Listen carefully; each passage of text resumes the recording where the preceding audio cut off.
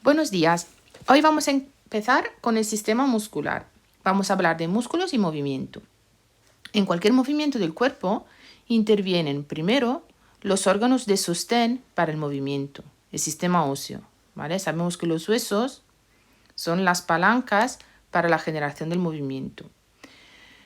Las uniones de huesos y músculos, sabemos que los huesos se unen en articulaciones, los ligamentos mantienen unidos los huesos y los tendones unen los músculos a los huesos.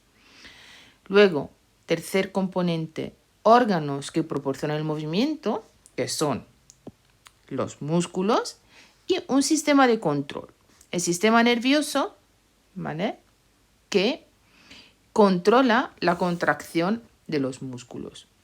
El músculo es un órgano cuya característica fundamental es la capacidad de contracción, que acorta sus fibras musculares y esto genera la fuerza necesaria para el movimiento.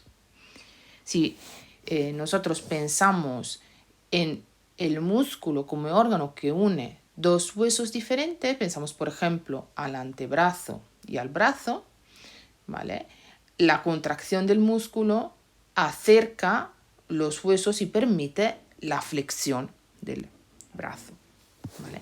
La energía mecánica que necesitan los músculos proviene de la energía química almacenada en forma de ATP que se genera dentro de las células musculares a partir de nutrientes como glucosa y ácidos grasos que reciben por los vasos sanguíneos. Existen en el cuerpo 3 tipos de tejido muscular que ya conocéis, los vamos a repasar. El músculo esquelético, que es el más abundante, es un músculo estriado, ¿vale? Y en su mayoría es de contracción voluntaria. Luego tenemos el músculo cardíaco, que solo lo tenemos en el corazón, ¿vale? En el miocardio, es un músculo también estriado, pero de contracción involuntaria y además tiene la característica de ser autorítmico, ¿vale? Genera su propia contracción al unísono.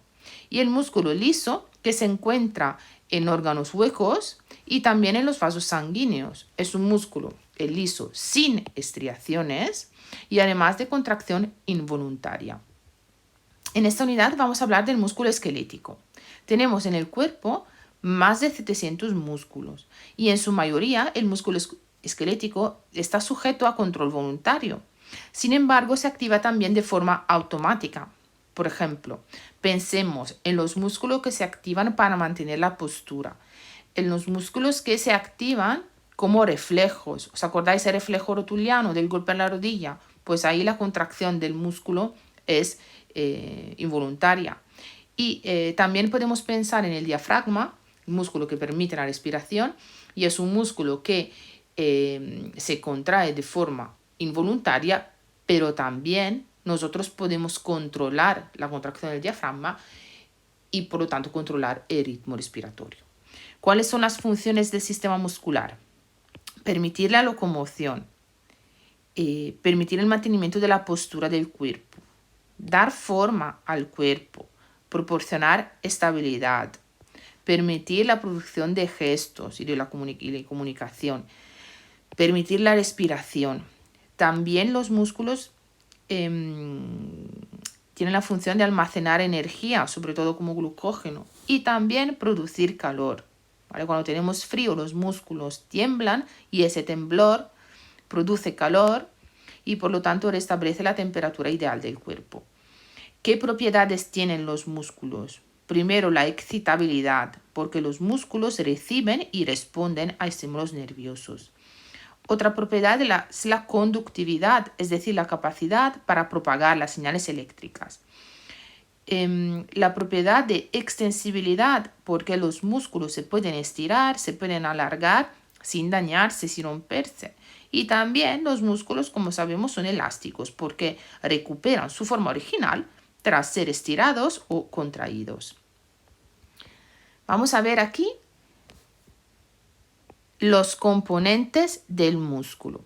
Entonces, en el músculo tenemos el músculo esquelético, el tejido muscular, ¿vale? El tejido conjuntivo, tejido nervioso y vaso sanguíneo. En este esquema vemos un músculo esquelético unido a un hueso a través de un tendón. ¿Vale? Dentro del músculo, ¿qué observamos? Observamos una estructuras concéntricas y por lo tanto tenemos aquí las fibras musculares, es decir, las células musculares. Cada fibra está rodeada por una capa de tejido conjuntivo que se llama endomisio. ¿Vale? Las fibras se agrupan en fascículos. Cada uno de estos es un fascículo. ¿Vale? El fascículo está formado entre 10 y 100 fibras musculares. Cada fascículo está rodeado por una capa de tejido conjuntivo llamada perimisio. Y luego los fascículos, todos unidos, conforman el músculo. ¿Vale? El músculo que también está rodeado por una capa, por la capa más externa del tejido conjuntivo que se llama epimisio. ¿Vale? Por lo tanto, endomisio recubre cada fibra. Perimisio recubre los fascículos, es decir, uniones de fibras. Y epimisio recubre el músculo, la unión de fascículos. Todas estas capas de tejido conjuntivo se extienden más allá de la masa muscular y se unen formando o bien tendones o aponeurosis. El tendón es una estructura de forma cilíndrica como un cordón de tejido conjuntivo que conecta el músculo con el periósteo de un hueso. La aponeurosis es una estructura plana que es parecida al tendón, pero en lugar de tener esta forma cilíndrica como si fuera un cordón, se extiende en forma de capa.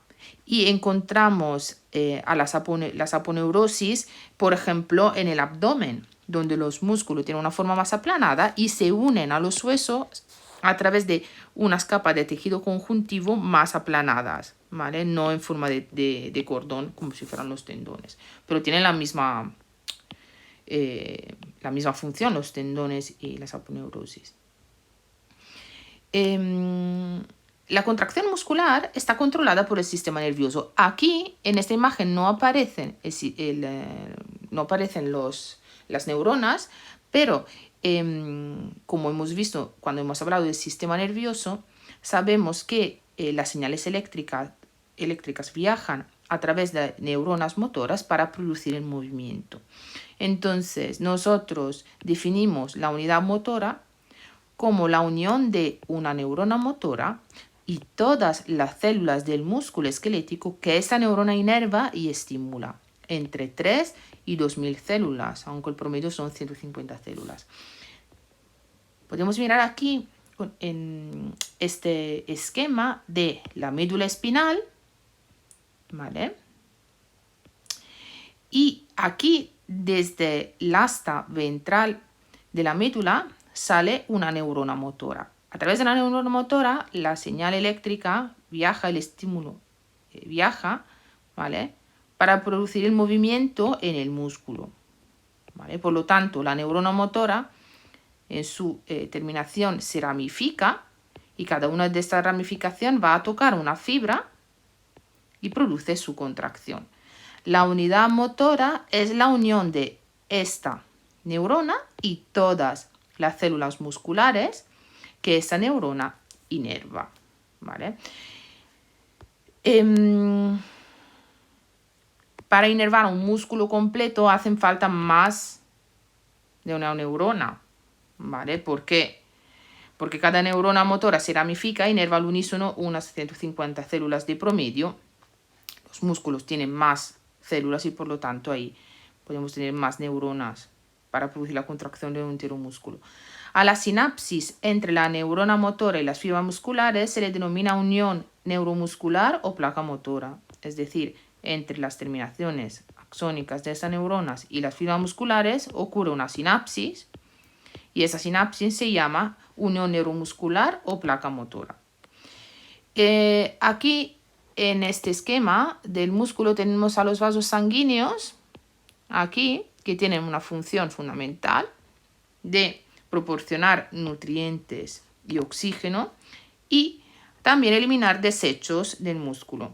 Cada fibra muscular, ¿vale? Cada una de estas fibras, tenemos que recordar que la palabra fibra, cuando hablamos de músculo, es sinónimo de célula. Cada fibra muscular se encuentra en estrecho contacto con uno o dos